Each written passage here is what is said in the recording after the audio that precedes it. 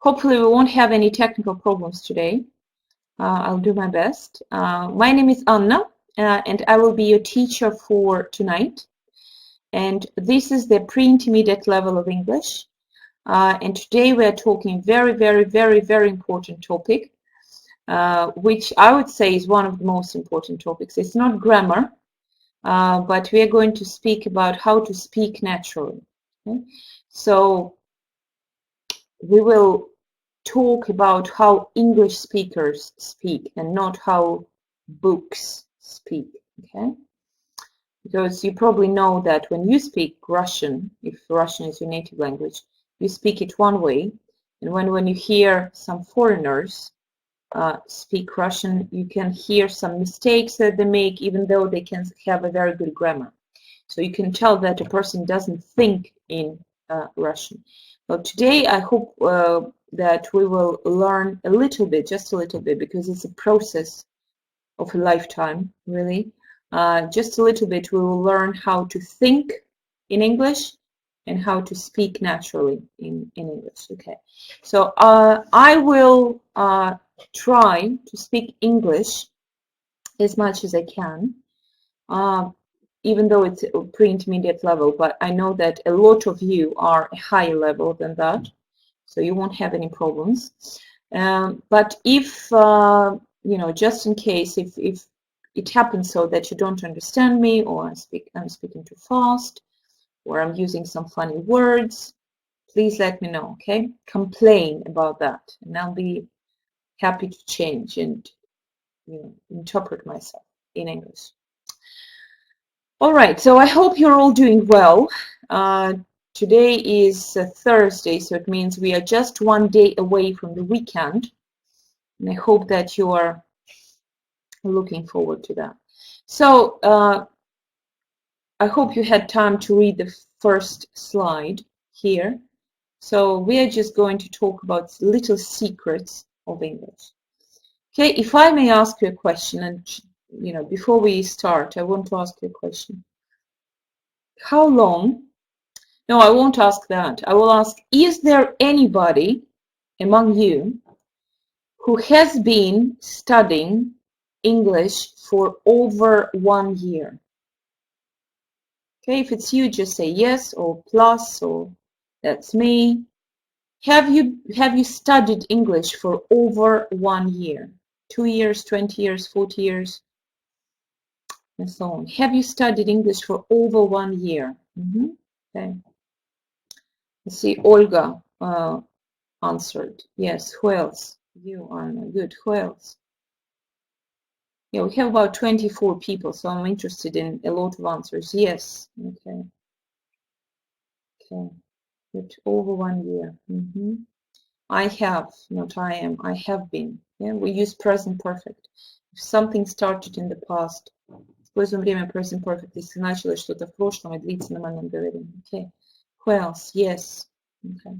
So all the rest have studied English for under a year, as far as I understand. Yes? Less than 1 year.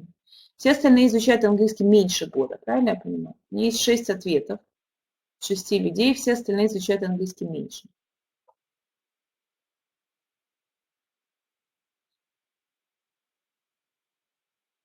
Okay, I don't see any other answers.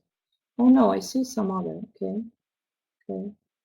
Oh, hello, Milky Milk. Good to see you. So, who else has been studying English for over 1 year? Okay. Is there anybody who has studied English for over 5 years? Over 5 years? I hope not. And if you are here, I only hope that you're here just to, you know, talk and hear an interesting topic, not to study. Over 5 years. Is there anybody who has studied English for over 5 years? No. Anna, no. Okay. Who else? No. Okay, good.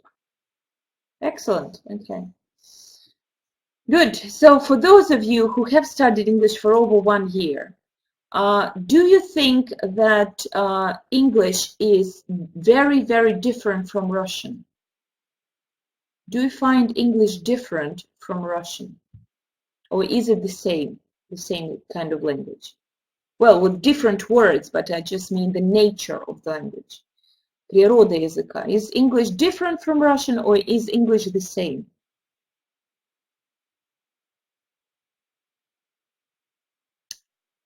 Very different, says Tatiana. Okay. Well, who thinks English is very similar to Russian?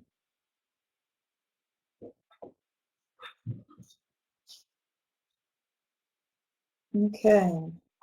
Different, different, different, different. Not different. Okay, Elena thinks it's not different.